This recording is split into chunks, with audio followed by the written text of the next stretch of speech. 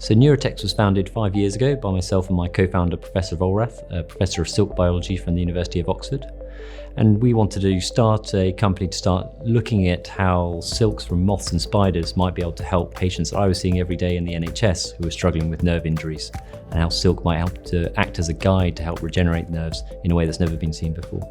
The current challenges for patients who suffer nerve repairs is that most of our interventions don't work, and our gold standard treatment is to actually go through a harmful process where we cut out another nerve in your body to move it into one which we deem to be more important. So with our device, you can implant it and the body will use it as a guide, and the nerves will just grow along the spider silk and meet in the middle. The body does this naturally. There are 17% of peripheral nerve injuries that can't be treated at all at the moment, and Newrotex is going to solve that because we're going to do repairs up to 10 centimetres, which isn't currently done in the market. We harvest the silk by first collecting the spider, which we transport inside our clean environment. We then place a piece of mesh over the spider and pin that down to ensure that the spider is kept safely and the spider is unharmed. We then gently pull some silk from the spider's spinneret and pop it onto a spindle. The spindle is then attached to the maxon motor. So the maxon motor drive system allows us to generate a consistent and stable product. My CEO came across Maxon and introduced me to Matt from Maxon. He came to the science park and I showed him the current motors that we had, which weren't very reliable or accurate and weren't calibratable.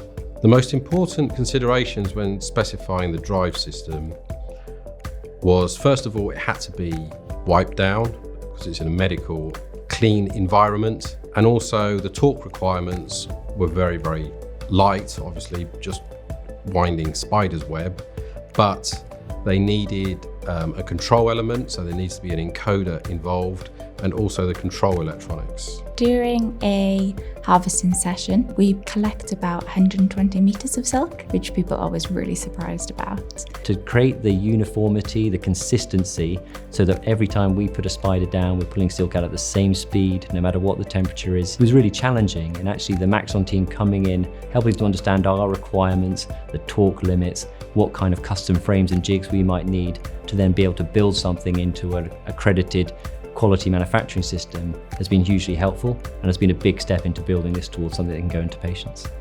So we've chosen to work with a particular genus of spider known as Nephila, and that particular spider is known to produce one of the largest webs in the natural world. The spiders that we have here at Newrotex are more like our pets. Each spider is named and we all get great joy in the office of having new spiders in and getting to name each spider. When I came to this role, and I saw these spiders, I just truly love them because of their color, because of their texture. They are quite big, like the size of our palm.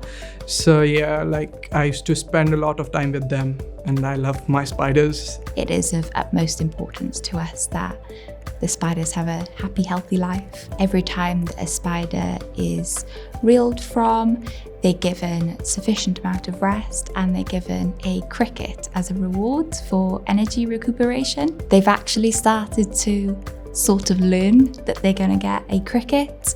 They just wait there, ready for their cricket, and we hand feed them crickets. So next for Newrotex, we've got our first in human clinical trials start this year, which is really exciting. So that will be our first opportunity to show the world that we can make patients better.